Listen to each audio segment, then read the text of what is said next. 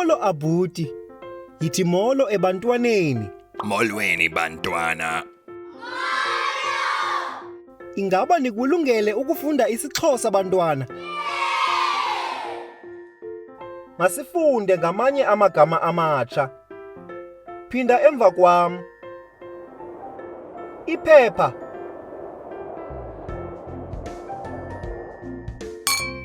Iglasi. Inkonkxa.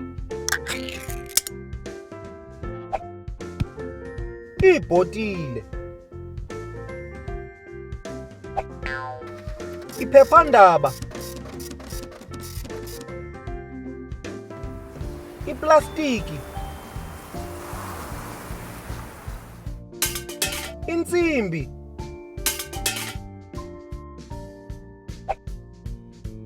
Kulungile. Ngoku lelakho ixesha. Ungayifumana inguqulelo echanekileyo? Ingaba ngu-A, B okanye u-C?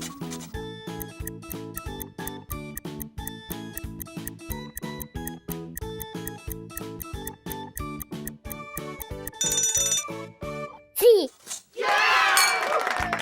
Uchana ucwethe. Kuleyo na? Ungayifumana inguqulelo echanekileyo? Ingaba ngu-A, B okanye u-C?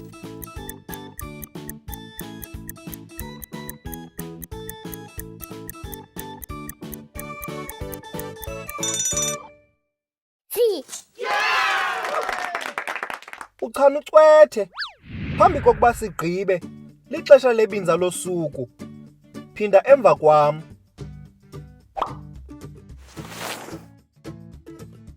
Kuyafuneka ukuba siyichole inkunkuma.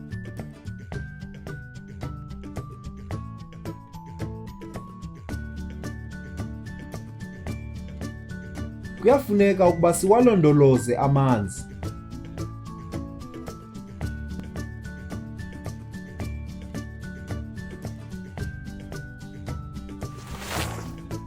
Uyabona? Kulula. Lixesha lokufunda nokubhala. Ingaba ninazo incwadi zenu bantwana? Hamba kakuhle Abuti. Nisale kakuhle.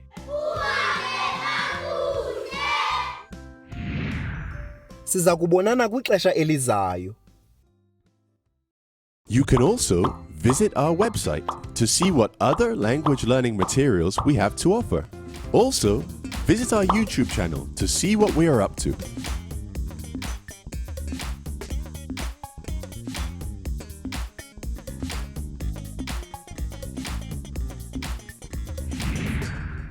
Abuti! Re mo kgweding efe?